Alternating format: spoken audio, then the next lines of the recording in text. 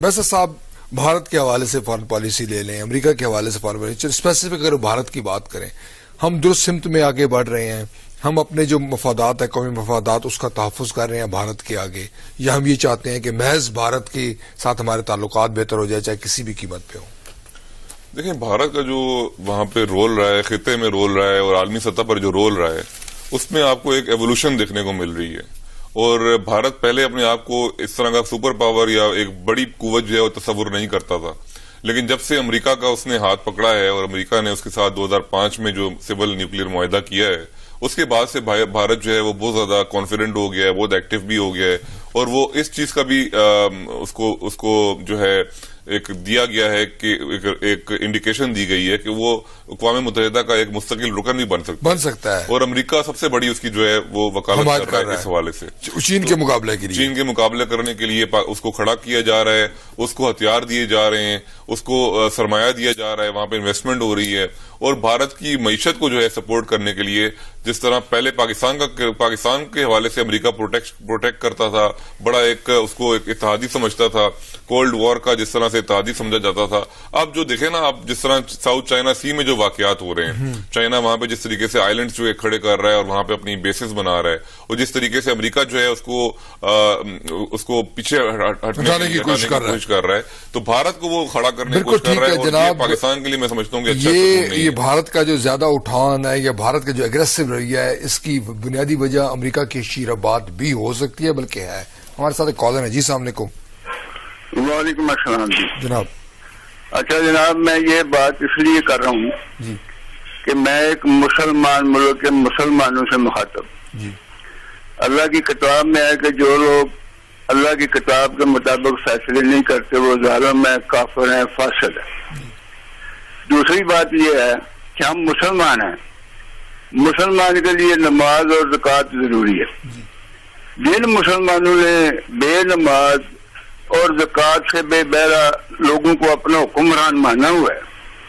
उनका ये असर नहीं होगा तो क्या होगा? बिल्कुल ठीक है जनाब। ये पूछते हैं जी, इस्लाह अहवाल के हवाले से लोग कहते हैं कि शायद माशरे का मजमूई तौर पर जो रुझान है, उसके नतीजे में ऐसी क़यादत सियासत में सामने आई है जो बाद लोगों के नज़दीक शायद इस्लामी असूलों पर पूरा भी नहीं उतरती और मुसलमान अखलाकी असूलों पर भी पूरा नहीं उतरती।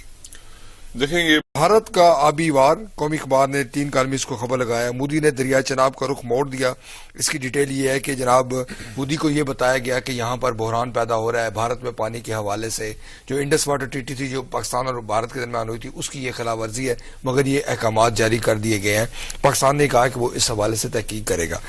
मोदी सरकार अगर ये कोई इकदाम उठा लेती है, वैसे साहब मतलब ये बड़ा मामला है, पाकिस्तान में पानी का बहरान आ गई है, तो ये तो मामला मजीद गंभीर हो सकते हैं। इस महाज पर हम आपस में अंदरूनी कशमकश में मुब्तला है और हमारा दुश्मन जो है वो एक और हरबा इस्तेमाल करने जा रहा है। भारत तो देखें बड़े अरसे से पाकिस्तान को जो है, पाकिस्तान के बारे में कोई इतना अच्छा नुक्ता नजर नहीं रखता और पाकिस्तान को हमेशा डिस्टेबलाइज करने की कोशिश की गई है। पाकिस्तान की रिसोर्सेज जो हैं, क्या में पाकिस्तान के वक्त भी पाकिस्तान को जो उसका ड्यू शेयर था वो रोका गया, पाकिस्तान को असासा जात जो है मुंतकिल नहीं किए गए। और ये गांधी ने फिर उस वक्त एक हड़ताल की जिसकी बदौलत जो है भूख हड़ताल की, जिसके बायस जो है वो भारत जो है वो रकम अदा करने पर मजबूर हुआ। तो ये पहले दिन से ये, फिर 1971 के बाद आपने देखा 1971 की जंग में किस तरीके से पाकिस्तान की पीठ पर जो है हमला किया गया और पाकिस्तान को दोलख्त कर दिया गया, उसके टुकड़े कर दिए गए। तो ये जो ये रवायत है और ये जो भारत की जो एक आस है, एक ख्वाहिश है, ये आज की नहीं, बहुत पुरानी है कि पाकिस्तान को किसी तरीके से डिस्टेबलाइज किया जाए, उसको क्लाइंट स्टेट बनाया जाए, वो उनका पाकिस्तान का दारोमदार जो है भारत के ऊपर हो, पाकिस्तान भारत के आगे हाथ फैलाए। तो ये उसी की एक कड़ी नजर आपको आ रही है। और मैं समझता हूं कि जो पाकिस्तान की हुकूमत की जानिब से बड़ी मुस्बत पेशरफ्त हो रही है कि मुज़ाकरात का सिलसिला दोबारा बहाल किया जाए, भारत इसकी राह में भी रुकावट है ताकि इस तरह के जो मसाइल हैं वो हाईलाइट ना हो सके, ना आलमी सतह पर उनको डिस्कस किया जाए, ना बैरूनी ना बाज़ाब्ता तौर पर जो है इसको डिस्कस किया जाए इन इश्यूज को, और ये दबके रह जाए और पाकिस्तान जो है वो एक क्लाइंट स्टेट बन जाए। अच्छा वैसे साहब, हमने बालों कहते हैं कि भारत से हमने उम्मीदें क्यों वाबस्ता की, हमारी 4 जंगें हो गई हैं, कशीदगी बरकरार है, भारतीय सियासत और मीडिया में पाकिस्तान के खिलाफ एक पूरा महाज है, वहां यही नारा बिकता है, पाकिस्तान दुश्मन जो बड़ा है उसको ज्यादा वोट पड़ते हैं। तो फिर हमने क्यों ये ऐसा कहा कि दरियाए चनाब पर भारत के हाथ में रहे, वो जब चाहे उसका दरिया का रुख मोड़ दे और पाकिस्तान को बंजर कर दे? हमने दीगर ऑप्शन पर काम क्यों नहीं किया? हमने डैम्स नहीं बनाए, हमने वाटर जो रिजर्व जो हमारे जखायर थे उसको हमने क्यों नहीं बेहतर किया? बदकिस्मती से हमारे यहाँ जो बड़े बड़े प्रोजेक्ट्स थे, मसलन कालाबाग डैम था, बहुत बड़ा प्रोजेक्ट था और इसकी जरूरत जो है वो वर्ल्ड बैंक ने भी महसूस की, दीगर आलमी जो मालियाती इदारे हैं उन्होंने भी महसूस की, लेकिन हमने उनको सियासत की नजर कर दिया और फिर मुतबादल को ही हम इसके नहीं हम दे सके। तो ये मतलब एक बड़ा एक इसमें हमारी भी कोताही है, लेकिन साथ साथ इसमें हम भारत को भी नजरअंदाज नहीं कर सकते, क्योंकि काफी सारे जो हमारे पानी का जो सिलसिला है वो भारत की जानिब से आता है और कश्मीर से आता है पानी, और ये पानी जब रोका जाएगा तो जाहिर सी बात है, शायद चाहे कोई डैम तामीर किया जाए, चाहे किसी और तरीके से इसको रोका जाए या इसको छोड़ दिया जाए, ओवरफ्लो हो जाए, फिर सैलाब आ जाते हैं। तो ये हमारा बड़ा एक स्ट्रेटेजिक किस्म का हमारा एक इशू है और ये इशू रहेगा जब तक ये इस किस्म का मसला जो है हम भारत से हल नहीं करते और भारत बाज़ाब्ता तौर पर मुज़ाकरात की दावत को कबूल करते हुए हमारी मुज़ाकरात जो है उसका सिलसिला दोबारा बहाल नहीं करता, ये इश्यूज रहेंगे। 21वीं आईनी तरमीम के बाद ये कहा गया कि जो सूबे हैं वो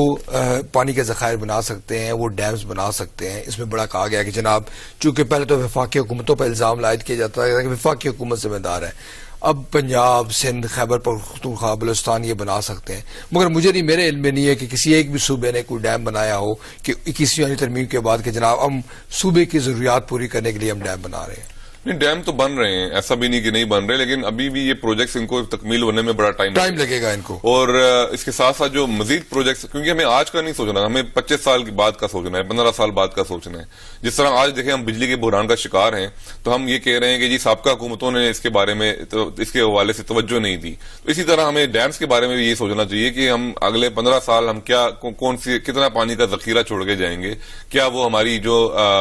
जरूरियात हैं उनको पूरा करने के लिए काफी होगा, क्या उनसे जो बिजली पैदा की जा रही है क्या वो पैदावार काफी होगी पाकिस्तान की जो लोड शेडिंग है उसको काबू पाने के लिए। ये तमाम चीजें हैं जो तवज्जो तलब हैं और इन अमूर पर जो है हुकूमत को तवज्जो देनी चाहिए, चाहे वो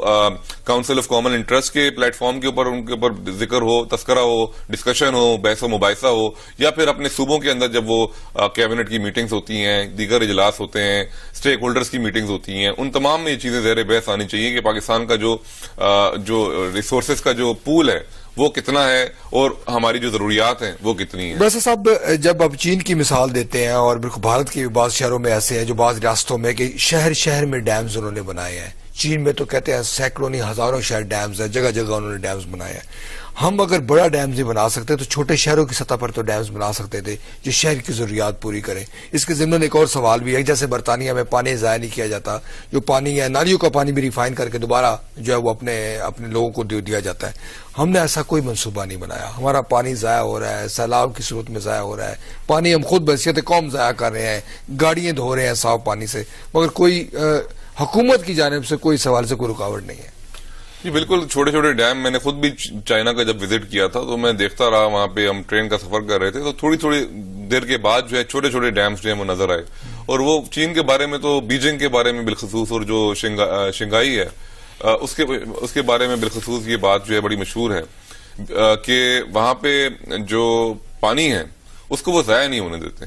चाहे वो एक कतरा हो या ज्यादा पानी हो, वो उन्होंने छोटे छोटे डैम्स बनाए हुए हैं। और ये डैम्स जो हैं ये उनके लिए इतने मुफीद साबित हो रहे हैं कि उनको बड़े डैम्स बनाने की जो जरूरत थी उससे वो निकल आए। और वो जो लोकल फार्मर्स हैं उनको भी बेनिफिट पहुंच रहा है इस डैम से, जो वहां पे लोकल जो लोग रह रहे हैं, चाहे वो अर्बन पॉपुलेशन हो वो भी उनसे फायदा उठा रहे हैं, जो रूरल पॉपुलेशन है उनको तो फायदा हो ही रहा है। तो जो जमीनें बंजर पड़ी हुई थी उनको दोबारा से आबाद किया गया, उनको दोबारा से प्लांटेशन के लिए जो है उसको